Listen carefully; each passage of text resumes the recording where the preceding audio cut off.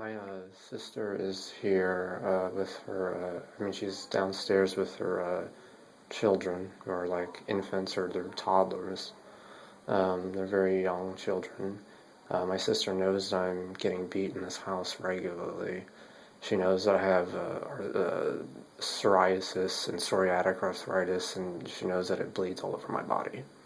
And she knows I've had that my whole life for the most part. And she knows it's stress correlated. And she yells at me when I tell her I need safety from what's going on in this house to me, from our older brother, who keeps beating me belligerently, that I've been to the hospital for in the past, from a beating. But there were many beatings. And I'm going downstairs with the camera on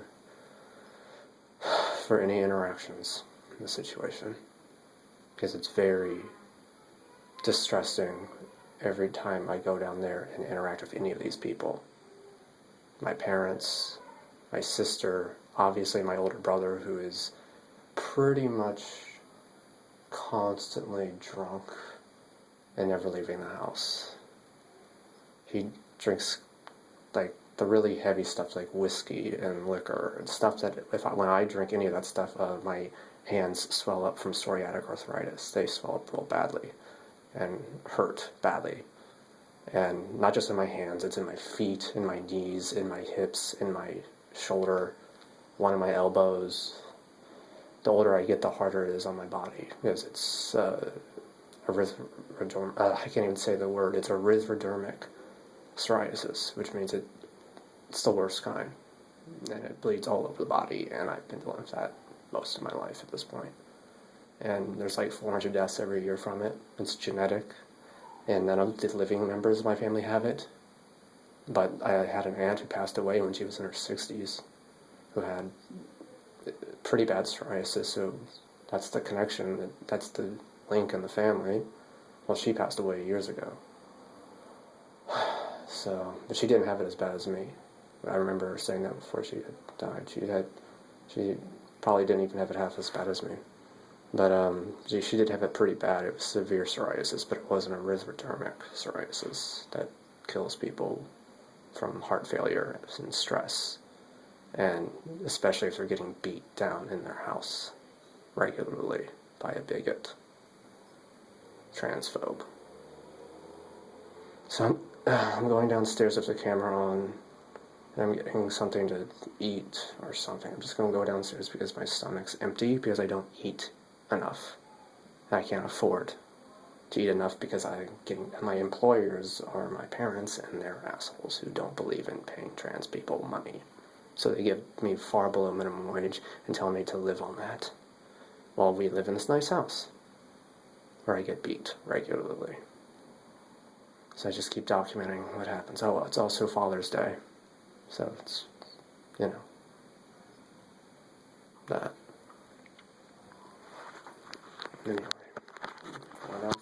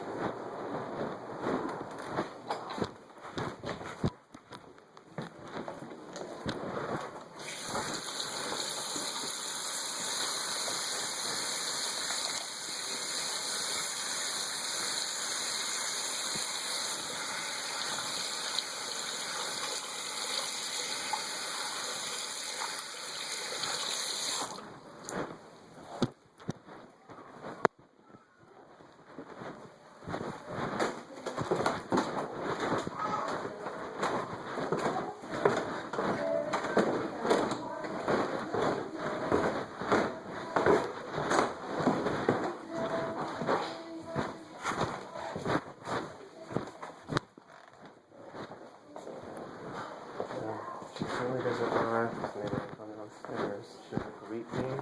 She doesn't say anything. She knows who would be coming down the stairs. She can tell by the sound of my footprints. I'm the only person in the house that walks normal. Everybody else has a ramble sandy walk. These are fat and large people. I'm just saying, I'm over here almost dying of starvation, so it's not hungry as I think it's saying. I should try to eat something. We don't have very much of what they have for me here. No, it's very little.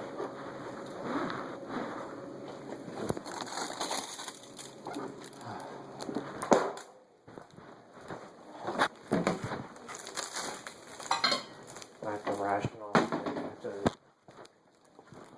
I have to save most of my foods, and it's because if I eat it too fast, they won't buy me more food. But they spend no more money on it. So they refuse to pay me adequate enough to support me. I'm saving all my money. I'm saving all my money to move out. So I'm starving on that money, saving that money. And I have to eat this freezer food that's really unhealthy that I've been living on several years. I've been living on freezer food on a daily basis for at least 5 years of my life. But I was eating more of it before I started saving to get out in the past few years. Now I only eat about half of a meal each day from this food.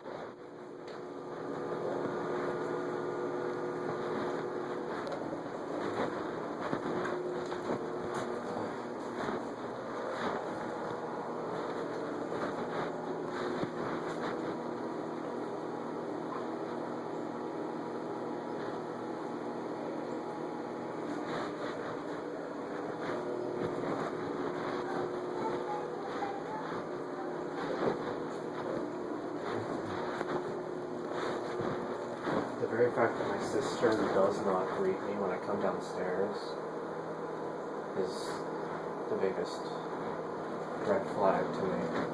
The only time we ever interact is when she's shouting at me for shouting at her for me getting beat in the house and she can do something about it. She's transphobic. She does not like me being in the closet.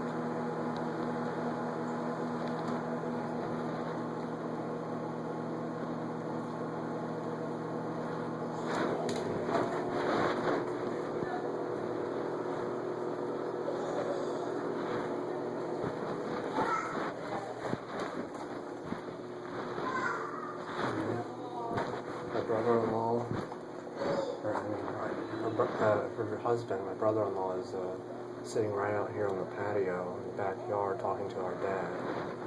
And he almost saw me. There, corner of his eye, almost saw me.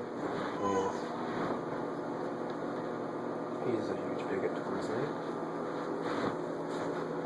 He's a little bigot.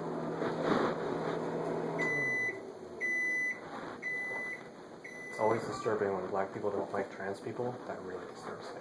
I look at the history of trans people. That's really disturbing when black people don't like trans people. When they have a grudge against a trans person. That's really messed up. It's really messed up that a trans person is getting beat down in this house. And a black family member has a grudge against the trans person for getting upset about getting beat down. Try to imagine, in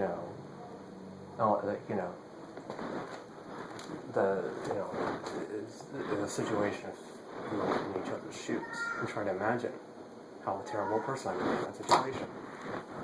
For ignoring violence. That's terrible. Violence is terrible.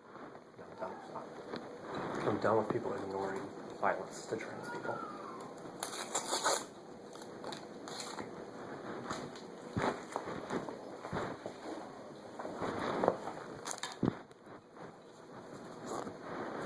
These people all got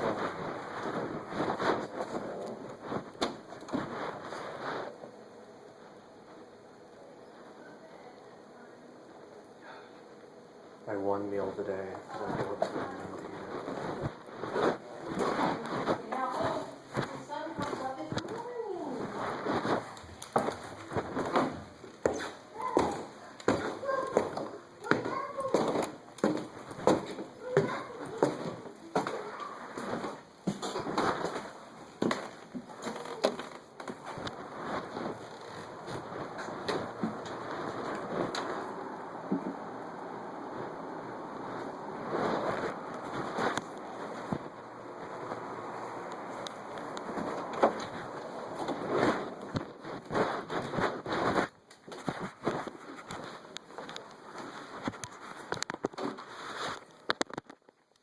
It's just sad. I don't know.